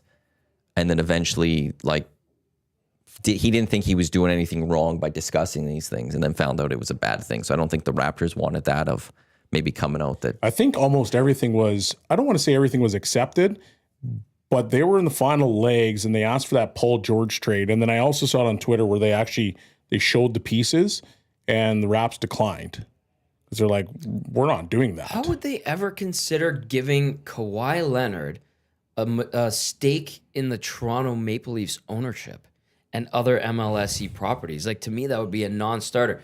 Like Jeannie Buss shutting it down because it's ridiculous. Yeah, but you got to think for the Raptors, having him, he kind of put them on the map. Like the Raptors were the Raptors. The Raptors were floundering for 5 years, losing to LeBron James every single year in the second round, sometimes the first round. Mm-hmm. So then they make that trade for DeMar DeRozan for Kawhi Leonard. And there was skepticism because it was a player that was hurt. Yes, he could be a top 5 player at that particular time, but DeMar DeRozan was a fan favorite. He was beloved. He was one of the first guys to fully embrace Toronto. Okay, well, I'm a Compton kid. I'm going to Toronto, and I want to stay in Toronto. When Vince Carter left, Tracy McGrady left, Bosch left, like all these superstars left the Raptors, so they were at a point where they had a guy that wanted to stay. And you can argue whether he was a superstar or just a star. It doesn't really matter, but he wanted to be there. So he was beloved by Toronto fans. Kawhi was, he was he might have been, Maddie, correct me if I'm wrong, but the second option in San Antonio at that point, maybe the third option behind Ginobili and Duncan, and Parker maybe too. And those guys were getting older. I feel like they were already gone at that time. No, he was right at the end of it. Maybe at the end of Duncan. Maybe. And Ginobili. But anyway, so you get him, right? Kawhi goes off in the playoffs. He does his thing. He leads the Raptors to a championship. Now, all of a sudden, the Raptors got their first championship ever. They're officially on the map because they've got a top 5 player in the NBA. They got a supporting cast that is unbelievable. And, there is people that have gone on record to say that was one of the best defenses that the NBA's ever seen because it was a very deep roster. Was Ibaka on that team? Ibaka was on that team. He was a backup center to Marc Gasol. They probably, and they didn't have Anunoby at that time, so they probably could have run 11, 12 deep. Like Jeremy Lin. Oh, yeah. Who just retired? Did not plays multiple times. There's another guy on the team that also had a bunch of did not plays. So the level in which the Raptors got to because of adding Kawhi, you keep him, all of a sudden, maybe you're in the conversation to go 2 more championships. Well, not saying it happens, but you're in the conversation to potentially do it. Well, also, if you're Toronto and if you're the group at that time, the story that you have of Kawhi chose us over LA. Yeah. He chose us over the Lakers or the Clippers. He chose stayed Canada here. He chose Canada is enough to maybe be like, this is worth the money. Yeah. This is worth the ownership stake because he could go win us these championships. He could go, Raptors will stay very good for a number of years. They'll be in the playoffs. They'll go win titles. They'll make money that way. But also this getting more future players. Hey, why is Kawhi choosing it? Why is he choosing Toronto and Canada over LA? Yeah. He turned down LeBron. Like that. It wouldn't be the Clippers as much. It'd be the whole story of he turned down the Lakers. Yep. That would be the selling thing of he turned down LeBron. He turned down AD to stay in Canada. Yeah. That's partly why I could see Toronto would be willing to do it. Would be willing to do it. Yeah. Yeah. Yeah. But I think it's the Kawhi trade that stopped it. So. At that time, everyone would want to. That's the thing. PG trade, sorry. Yeah. Yeah. We have to shift gears. Something Something popped up. Yep. Pointed this out. Frank Saravalli, insider, says sources say Minnesota Wild superstar Kirill Kaprizov's camp turned down an extension offer believed to be 8 years, $128 million in a meeting on Tuesday in Minnesota that would have made him the highest paid player in NHL history in both AAV and total dollars. That's $16 million per year. All right, boys, reaction. Text us 780-218-9999. Get to the nasty chat as well. Hangout headline brought to you by the Ranch Golf and Country Club Premier Conditions. Top-notch service, unmatched value. Book your tee time. Visit ranchgolf.com. Very nice, Matthew. Thank you. I think this, I wonder if this is connected to Connor. That's what I was wondering. Like, he knows Kirill's going to turn down 16. He's sitting there going, well, I was going to take maybe 16. But now he's turning it down. So if I take 16, he's going to get pissed with me. The PA is going to get pissed with me. So is this becoming like a cat and mouse game? Well, I don't know if it's that. I think it's just he has to wait for Kirill to finish. Or, see, I wonder if I don't know. How does the PA get involved in anything like this? Not for guys like me. No, but do you think take $750,000 and you shut your mouth. Gager says he doesn't see the PA would care at all. They only care about the middle people. They don't care about the top end. They wouldn't care about the max because that doesn't get more money for the middle people.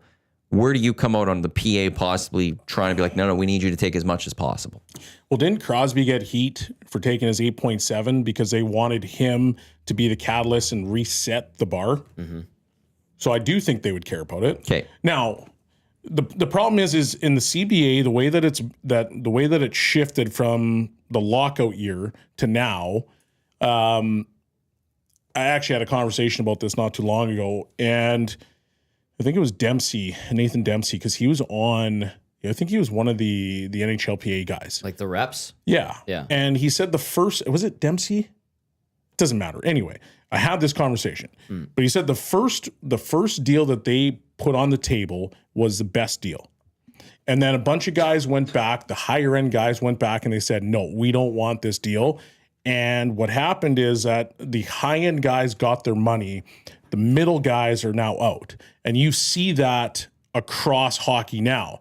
The guys that lose their jobs immediately are the $6 million to the $3 million guys. Correct. Right? Because COVID really got it. So sure, the middle guys probably need a little bit more love. So I understand where Gager's coming from that.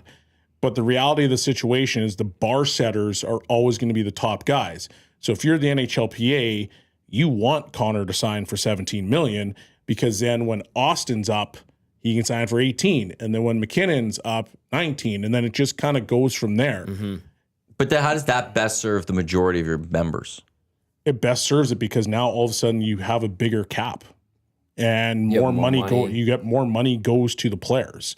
And so then those middle guys now come back in and they can still make their $6 million as opposed to getting forced out because, what is it, 88 right now? 95 this year. So 88 last year? Just under. So 88 last year forced out that middle group. But now that it's moving up, it allows that middle group to come back in. So the more that Connor can set the bar, everything kind of falls in. But how does that get more cap? That you have more money to work with to more give revenue out. More revenue for the players too. Yeah. How? Like I'm just trying to, like, if if the cap goes up from 88 to 95 or whatever, and Connor then is eating that extra money, how are you getting more money for everyone else? Well, you're hoping that for other teams, right? Connor's going to set the bar for the Oilers or whoever he signs. That's not necessarily going to help the Oilers because he's going to eat up that. But when that cap goes up to 95 or to 105 or whatever that looks like down the road, think about where the Columbus Blue Jackets of the world are going to be. Those players can now insert themselves into that particular lineup because now you're sitting at 105, and guys that may not be able to come here, they can go there. And they're not out of a job. It drives up the top end teams. They'll force. They're still doing what they're doing. Yeah. But the middle teams and the teams that are not there, they still have an ability to, build their roster based off of more players that could be $5-6 million players. Like Matty, a 40-point guy. Yeah, I see. 10 years ago was worth $3 million. Now he's going to be worth $6. But it's the teams then, in a sense, that have those top end players. Their middle guys getting forced out, but other teams that are like, well, come here, we can pay you. Yeah. Yeah. So people are making more bank. Yeah. Yeah. No, because if McDavid Olsen signs 4x16. See, I always was of the mind he was going to be 17 plus, no matter what. But if he wants to give money on the table to allow the Oilers to go spend an extra mil or whatever it is, then it was always going to be like 16. And then, but if then Carell has to be like, well, I'm not more than 16. So this is becoming a game of cat and mouse. And I think then, that's why, like McDavid, I wonder if there's he says he's balancing everything. I wonder if one of the things he's having to balance is the PA being like, we need you to hold off until he gets his money because you got to be higher than him. If you take a certain number, people are going to come in lower than you, which isn't how hockey should be done. No. Look at quarterbacks. Yeah. We look at the history of who is the highest paid quarterback in any given moment. It's not the guys that should be the highest paid quarterback in any given moment. It's the next guy's up. Is it? Yeah. If McDavid signs now, Carell should get more. And then the next person should get more. And then the next person should get more. Exactly. And That's how it should go. This speaks to, how we're saying it's simple. Just give him this, open up the vault, blah, blah, blah, sign, you want to stay here. Yes, in theory, that is, and in principle, how it should be. It should be simple. But you're in McDavid's shoes, and there's this responsibility and desire to appease as many people or as many parties involved in this as possible. That's a tough place to be in. And I think this is kind of revealing one of those little intricacies of this whole process as to why it might not be going as quickly and smoothly as Oilers fans would want it to. 100%. But then there's the other side of the coin, Which is, do you want to win? well, yes. And that's the problem. And I think he's trying to figure that out, and he's trying to balance that. I think he's got that figured out. Yeah, You're but going to do it. It's but here. the problem is that while I don't disagree with you, if you go out and you look at what the team is today, the first question I would ask is, do we think they're a better team than they were yesterday? Yeah, well, they're the same team as yesterday, but You know what I'm Literally. saying? You know what I'm saying? No, though, right? articulate it better, please. So Are they this? Are That's they? why Matthew Are smiled. they a better team than the way they ended last season? there you go. That's how you want to phrase Well, that. sure, I can. Yesterday's I can- exact same I could roster. I could phrase it that way, but the yesterday Well- part is based on when they last played. Okay. Regardless. Well, yesterday's are- yesterday. I know. September I understand 9th. that. Today's September You're 10th. backed into a corner on this But one. are You're they wrong are on they that one. better? Yeah, thank you, Are they Matthew. better? No. So Are they then, worse? So Yes. yes. So then, to me, I sit there and I say, well, then if you were 2 players away from beating the Florida Panthers, then how many players away are you from beating the Florida Panthers now? But the Florida Panthers are going to be a different team, although they're a very strong team, and you could argue they're as strong, if not strong. As you know, Like, Shawn, there you go. having played in the NHL and in the top leagues in the world, a team on day one of the season compared to what it is at the end of the season evolves. And in theory, should get stronger. 100%. And I think there's a record. Yeah. How many, Well, players, 'cause- how many players did they get at the deadline this year, the Oilers? That's it. Were the Oilers a better team at the start of last season or at the start of the playoffs? At the start of the playoffs. And that's gonna be the same thing this year. Yeah. They're gonna be a better team. But I'm going to, my devil's advocate side is going to say to you, sure, but you're a worse team than you were when you played last. So, But if are they you- going to be an equal team at the start of the playoffs next year as they were at the end of last what- year? in That's your what matters. opinions, though, how many off the players bat, away? If Ekholm is don't know. healthy enough, and if Zach Hyman is healthy enough, okay, they don't need to add that many more new So then players that's 2 next players. year. But they already have those players. Sure. So now they're probably. Are you another 2 players away? I would say maybe one. But where's your cap now going to be, given the fact that Bouchard has taken what That's- he's taken, and so Absolutely. that's what you have Jackson's to. responsibilities to Yeah, figure and I out. agree with that. They've But met that's that. where I think with Connor, it's like he's balancing here. It's the money leaving on the table to win better now. It's like if he takes it all, it makes it harder for the Oilers Yep. to win now. I think that's where you're coming from. That's where I'm not coming from. leaving the city, but that extra million and a half Yeah. being eaten up on the cap for Connor, as opposed to maybe that's. Now, this isn't for this year. This is for the year after. In free agency, there's that one player they target and go, well, we can offer him 4, but we need to offer him 5. But we can't give him 5 because we gave that extra million and a half to McDavid, and that's that missing piece. But And that's where what he's you've balancing seen. the winning with the PA going, we need you to take as much as you can. And that's what I think the battle is. Yeah, and then in the other piece of that is like you look at it, but the last whatever amount of teams, they've always taken a little bit less so that they could always bring in more players so that they could win. Yep. All the Stanley Cup winners have been doing it. The teams that have been going, Pittsburgh's done it. Malkin took a little bit less. Crosby definitely took a little bit less. Stamkos took a little bit less. Kucherov took a little bit less. All the guys, all the teams that were winning Stanley Cups, they've all taken less money so that they could go after that one extra player. But I don't know if the cap that we've ever saw those guys have the ability to significantly increase the highest salary. We're watching this cap jump up 'cause- I don't know if this is record jumps. Yeah. What was the highest pretty close salary to it, last though, year? isn't it? What was the highest salary in hockey last year? Does anyone remember? Was it Isn't it like Leon? 13? 14 and No, a that's half? this year. That's He this kicks year. in this Kicks year. 13. Wasn't it Matthews? Okay. Oh, yeah, there you go. So the idea, when Crosby and them left money on the table, the highest salary you could only get was maybe 10.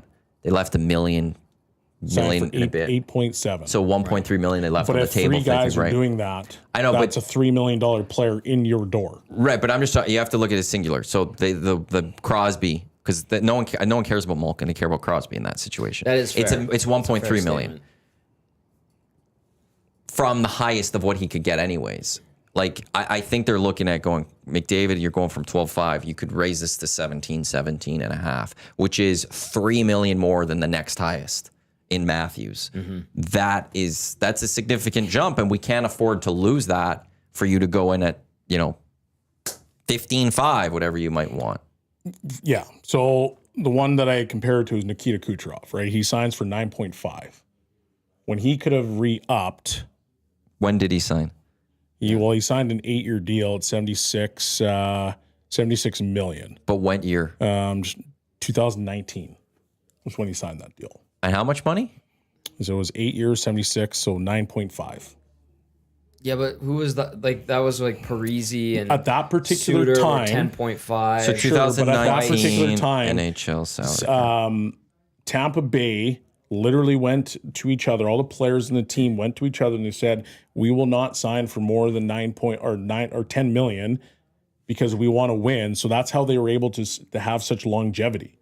That's why they kept fair. Stamkos for a long time. Yeah. So my point is that McDavid, yes, he has to be that bar setter, but at the same point, like you were 2 players away from winning this year. July. And That's this subjective as well, by the way. Sure, it is. But I don't disagree with it. It is subjective. But you go into this season, Florida has replaced and got all their players back.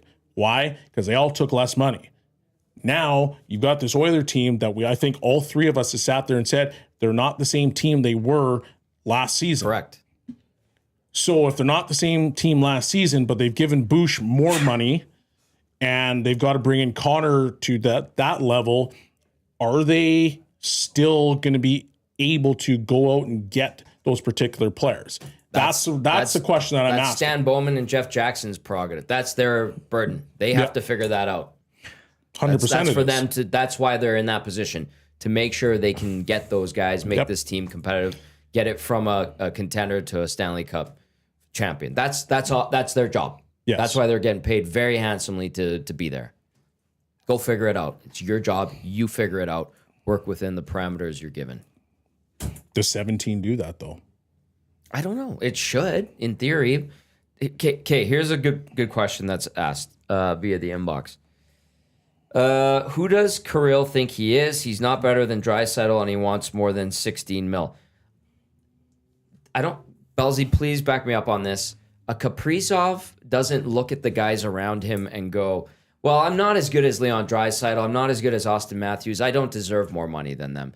Not once, I think, that has entered his mind. No, not once. They don't think that way. Does anyone think that way? No. In any walk of life? No. Like Does anyone else out there sit there and be like, well, I'm not the best employee around here. There's this guy better than me, so I should go to my boss and be like, if I ever want more money, don't make sure I'm not more paid than them because they're better. If You just want as much as you can. You ask for whatever you want. If somebody goes to Iwanyk, Matthew, we think you're a tremendous host. We think we'd like to pay you more than James Duthie. Matty's not going to go, well, I'm not better than James Duthie. I don't deserve more money than him. He's going to be like, I'll take that deal if that's what you think. Let's go. Yeah, 100%. Yeah. Let's do this. And for him, like I will. He knows he can get whatever money he wants. Look, he might not be the best player in hockey. Let's say he's not top 5. Is he a top 15 player in hockey? Like, we're not talking about a guy who's trash. We're talking about a really good hockey player here. Yep. Imagine if he hits the market and actually gets into a bidding war. Somebody's going to pay him max. Yep. If he got into a bidding war, went into the free agency and said, come get me, and 2, 3, 4 teams went for him, he'd be able to get as much money as he can at that point. So that's the thing with extending. He has a year to free agency. You try to get as much money as you can. And is it going to be enough that you feel like, yeah, I don't need to go to free agency? But, it doesn't matter whether he's a $16 million player. He's just resetting the bar. Well, it's also, he is a $60 million player to some team out there in next summer. Yeah. Next summer, some ways. And, he doesn't think he's a $16 million player. He clearly thinks he's higher than 16. Yes. Yeah. Some team's going to be like, you want to know something? You are worth 16.5. Utah. There you go. Imagine if you're Utah, would you not give him 16.5? Hell yes. Right? Like some teams like this. So you're going to try to negotiate and get as much money as you can. That's just what you do. Okay, Deaky sparks with this, so I'm curious to hear what you guys think. McDavid isn't the NHLPA, and it's his contract, and he's going to do what he wants. I think you overplay the NHLPA. Like, who is telling McDavid, not just, quote-unquote, the PA? Is it Bill Daly? Who is actually telling Bill Daly's not PA. Yeah, he's not PA. Who is actually telling this to McDavid, or are you thinking McDavid cares about that? I will simply answer, yes, I do think he cares about that. I think he feels the responsibility to make sure things are better for his peers in the National Hockey League and his fellow players. I think he's mindful of what the Edmonton Oilers' needs are in terms of trying to become a winner. And then at the same time, I think he's also worried about himself making bank. I think he's a very intelligent, cerebral guy that is very aware and thoughtful when it comes to these things. That's my take on it. What would you say to DK Sparks, Matty? Or Oh, I know. I like that's one. Bill Daly's not PA, so Yeah. it be the players. I don't know who would be speaking to him, but there's also just rumblings from players. You know, all these guys talk. I'm assuming there might be just little comments or whatever made that or he just is intelligent enough to know. I am the face of this league. Yeah. It is my responsibility. I'll go when Mike Babcock went to Toronto as a head coach. He got a huge the highest paid coaching deal ever, Which has now helped a lot of other coaches. and I know it was rumored for a long time. Babcock knew that. He knew he was going to set the bar for every other NHL coach. And you can think of whatever you want of him as a person, but in that regard, he knew for my brethren of coaches, I'm going to go set the bar. the greater good. I'm going to go get more, and then everyone else, I've raised that ceiling, and I'm sure Connor feels that a little bit as well. And also, actually, I'll just say this: maybe Craig Leopold screwed up here when he said last week, Tipped his hand. "We're going to pay him. We're going to get this done. He's the best player in hockey." And now Krill's going, you think so, eh? Pay me. You think so? Oh, you want to offer 16? I'm the best player in hockey. Connor's not as good as me. You said You so. said, yeah. You said so. Pay me more. This has become a very interesting tango, if you will. Yeah. It's going to be interesting to see how it plays out. But I mean, at the NHLPA, I'm not going to sit here and call them a brotherhood, but they are going to look out for each other in the sense that we're going to try to make as much money as we possibly can. Part of the reason they're going to do that is because of the stuff that the owners have put in place. Escrow being one of them. Yeah, screw the owners. Escrow's is one of the craziest things ever. It's gone now. Now, thank God, but I think it was 13% when I played. It was 20 at one point. So they're going to take 20% of your salary and they'll give back X if they make money. Right. That's insane. So, hey, do you blame the players now for trying to get theirs? I don't. I never have. Never will. Millionaires over billionaires, average people over millionaires. That's my trajectory. Screw the billionaires. Screw them. Go get your money. Yep. Go get paid. So do I necessarily agree with people saying that he's not worth 16? Sure. Do I blame him for asking for that? No. Do I blame him for wanting more? No. Will he get it? Maybe. Looks like it now. I mean, you shut that kind of contract down. Watch also tomorrow the Wild trade him. Yeah. Craig Leopold goes, screw this. We're trading him. And then massive deal gone. comes Yeah. tomorrow. Bye-bye. McDavid for Kirill. But it's okay. So gross. I'm gonna add to this free agency Just kidding. talk. Okay, That's wild. Add to it. When are we gonna stop seeing 8-year deals then? I think people. I thought McDavid Draisaitl Matthews? and McKinnon were somewhat fools for doing the 8 years because they were the poster child for me of why you don't do 8-year deals. They got locked in on deals that you're like, wow, this is so team friendly, and you're underpaid in hockey standards. And they both locked in for longer. And I'm like, I thought that we'd see a reset. I thought we'd see more Matthews the 4 or 5 years because then you could constantly keep going for more money. I get the security of it, but you're good enough, like those top end players. Like the Frederick to me makes sense. I don't think 4 years from now you're going to get that much more money. Yeah. A McDavid, a Draisaitl, a Matthews, a McKinnon, a McCarr, those players. But even the Frederick one doesn't make sense to me because what happens if he craters in 4 years? Now From the team, sure, but you're as a still player. stuck with that money. Yeah, but but I'm talking from a player perspective. Yeah, from player perspective, I great think for him. For any non-superstar, get your security, get your life figured out. Lock it in. Lock it in. Yeah. Yeah. For the superstars, sure, injuries can happen, but for the most part, you're going to be fine. You're going to keep able to make more money. Go shorter. Team-wise, I want the 8-year deal for the superstar Yes. because I want to know I have them for as long as for those other players, I want to be able to go away. Yeah. That's why I think, Do you get to, as both sides, do you not say 5 years is the max we want moving forward? For who? Both sides? Both sides. I think 4. Because I think 4 is a long time. You've been saying that. That's a long It used to be time. a long-term contract, 4 years. Plus, often when you sign these contracts, they're a year out. So technically, it is 5 years. Yeah. Right? Fair Like enough. it's, Yep. you sign, if McDavid sign and Kirill signs today, they're with their team for 5 more years. Yeah. Because they have this year and then the contract Yes. kicks in. Yeah. That's where I think 4 would be a good number. But you're coming down from 8. So for a lot of the owners, you're probably not going to be like, oh, I want 4. You're probably sitting there saying 5, right? But if I'm a player, then I'm saying maybe 3. Yeah. And that's where you meet nicely in the 4. Yeah. Okay, here's one from Collingwood Rob via the text line. Could this be a ploy by Minnesota to screw the Oilers by forcing them to pay 97 too much when the handcuffs which then handcuffs them in getting better players because there will be less money in the cap come trade deadline time?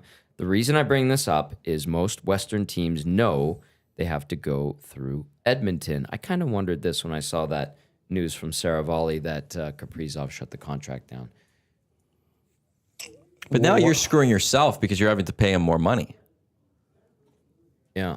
Like if you're gonna give him 16 and he takes 16, okay, whatever. But now you're going, no, we're gonna do this, make this higher. We're gonna go 16.5, 16.7, and we're just gonna have this public negotiation just so the Oilers have to go 17. But now we're having to pay an extra 500, 750,000 or something. Yeah. I don't get that part of it. And the cap at that point's up anyway, so I don't think it'll be as big of a deal. Fair question. And I was just Yeah, curious, it's a good question. I'm just Yeah. trying to. I think when it comes to negotiations, and more like Minnesota, they want him. What is this team without him? See, you made a comment where you said something about Craig Leopold and like the comments he made. Did you say fool, or did you say that was a mistake by him? Maybe it's a mistake. I'm by him trying right to remember the right word. Yeah, like why would you go out and say that? Because now, like you just gave away a little bit of your negotiating power. 100%. Yep. And that's why we're seeing this dance between the Oilers and McDavid. It's like, you don't really want to say too much, because if you do what Craig Leopold did, Yeah. you're giving away some of your leverage. negotiating power. So like, again, when McDavid talks and people are like, oh, he said it like this, I'm starting to get worried. It's like, no, here's a prime example in Minnesota of the owner saying something he should not have. Yeah. And he just made himself weaker. You're always trying in to the find negotiation. angles and trying to find ways to Anything. make your side prop up. And Yeah. I mean, on the McDavid side, it's tough to argue some of those things. Right. The only one that you really could say is, well, the last 2 finals, where have you been? And here's Sure, here's the that's problem. Me saying this right now isn't me saying that I believe that or that he's not that player. Florida did a good job of shutting him down. But when it comes to like arbitration, do you think those are friendly? Those aren't No. friendly. No. So There's the a reason ownership teams don't like going to arbitration. exactly. There's the ownership is going to figure out and think of anything possible to pull you off the number that you want, because they're trying to get as team friendly as they possibly can. Yeah. That's why I bring up that point. So who knows where it's going to go, but it's going to be very interesting. Play Alberta, playalberta.ca. Download the app today. EST Sports YEG50. Deposit 50 and get a free $50 sports bet with each of those promo codes for new and existing members. New and improved odds for all major North American leagues on Play Alberta, including the NFL. If I now set 16.5 for Kirill, you both now have dropped phones. I hope both your phones are okay. If I set it now as 16.5 AAV, over under what he's going to ultimately end up with. What did he just He Over under apparently 16 said and a half? 16. I'm saying 16 and a half. If I bring this up to 16 and a half, over under what he'll get. Like if you shut down 16.25 or 16 for 16.25, it's like, ugh. But that's sort of like 16.5. Is that like over? Because when's the 8 years done? They got a couple more weeks for the 8 years, don't they? Yes. And then 8's done. It's 16 million AAV. I'll go over just out of principle. Well, it make no sense for it to be Yeah. less. I feel like it's got to be 17. 16.5. Even 16.75, and you're like, So okay, $4 million I guess. more over the course of 8 years. That's it. It's $4 Really? million. It's $4 million. But in the grand scheme of $4 million things, is a lot in the grand scheme of things. So $132 million as opposed to $128 million. What if he's You Dug in his think he's heels. going 18? He wants he can't. because That's that's unreasonable. 17. realistically the only thing that will make the massive difference on the back end. Can he get 18? Caps what this year? 95? Right? Because that's truly I think kicks max in is next year. 19, but they don't know what the cap is next year. So I don't think Yeah, you could sign. well, it's supposed to be Right, but it could change. 105 or 104 and then 113. But That's it's not what's locked in. So I think the max can only be what it current is, 20% of the 20% current, of the current. I would assume. Because So- they don't have the official Yeah, number so for that's next what, year. 18 or 19 million 19. ish. So could he be going 18? And then was settling in at 17. Maybe. But again, even that, it's only 8 million more. Like, it's just the weird. But 8 million I is a know. lot of money. 128 million is a lot of money. When you compare it to that number, Isn't this the same conversation as Latrell Sprewell back in the day? I got to feed my kids. I guess. I just don't know. It's, And here's another thing. We know of situations where player and team have battled over hundreds of thousands of dollars per year, and it like ruined relationships to the point of trade, a la Ryan Smith as an example. but we're talking 128 million dollars. I know. 16 million. Like, what number are you now going for? Maybe he where- wants I- a yacht. I just find I that think interesting. he's going Matthew. 18. Like Maybe that's he the wants a only thing yacht, that makes okay? sense. Watch, it's going to come in at 16.25 per season. That would Like, be what insane. are we I'm taking doing the here? What are we doing I'm here? taking the overs. Over 16 and a half. That's what I'm taking. Yeah, I'll take the over as He well. wants a yacht. Doesn't And not get one of you a them yacht. small Not yachts. I want one of them small big yachts. Yeah, with a basketball court on the front. Spency 5 centsy. 4 years, 15.5 for McDavid is his prediction. What was it? Ooh, that's low. 4 years, 15.5. It'd be a 2-year if it's 15. Yeah. Yeah. Or what happens if you said 2 years at 18? And if you guys prove to me that you're good, that we're in better position than we are today, I will come in at a better team-friendly discount. I really don't buy. Sorry, Matty. No, really go quickly. ahead. I really don't buy the he needs to see what the Oilers are going to be and do. I don't buy that one iota. I think that's just all hot talk. Why, Tom? Because they have a good team and he knows he has influence and he can help make sure guys come in and play for the Oilers. Does Like he do has. that? Do you think he does that behind Yes, the scenes? Yes, I do. I've spoken about it on this show. And we've had people, mutual friends, who are in the know that have passed that information on to us. Does he pick up the phone and call people? I think he has conversations when it's convenient to him. I think for something like that, if I'm Jeff Jackson, I sit there and be like, well, but you're hurting us in those 2 years to be as best as we can. If anything, it would A be lot of people think it's going to be a reset year anyway. but then those other 2 years are 18 million after that, and you're like, well, what are we going to do next summer when we now have to commit 18 million to you as opposed to 16? You're eating up more money. It's harder for us to you're making it even harder for us to go get a goalie. I think the flip side would be more if I do 2 years at 15 and I give you money back, and 2 years I'm taking the max. So go build that team over the next 3 years. And if you show me that you've built a good team when I've left money on the table, I will stay for a high money, or I'm going to walk. I think that one would be more likely. Yeah, Give the money to them that's fair. to go prove it a little bit more. Yep. And if you don't like it, having left money on the table, saying, screw it, I'm going somewhere else to win, or screw it, I'm taking the max outright. I'm just taking all the money. I still don't believe he needs to see what the Oilers are going to do to make sure this team. I don't buy that one iota. This was the EST Hangout presented by Sentinel Storage, Canada Storage experts. We got the Lock Shop coming up next. We've got the Oil Stream. We've got EST Afternoons. We've got the Reed Wilkins Show with Jay Mill. Obviously, on most of those shows, I'm assuming much further conversation when it comes to Frank Saravalli's reporting that Kirill Kaprizov turned down 8 years, was it? Yeah, by 16? 16 per. 8 by 16. 16 AAV. So a lot more to get to on that. Thanks to everyone for tuning in. On behalf of Shawn Belle, Tom Gazzola, I am Matt Iwanyk. Thanks for tuning into the Hangout here on Edmonton Sports Talk, your clear choice for Edmonton sports, presented by Play Alberta. Congrats to all the nominee finalists for the ESTYs next Tuesday. Tickets, ESTYs at EdmontonSportsTalk.com. Enjoy the rest of your day. Lock Shop coming up in a few minutes. Look at this. Let's go. There you go, right in front of the camera. First-time guest, long-time listener, fan of the original draft commissioner. Welcome to the EST Hangout presented by White Claw Hard Seltzer.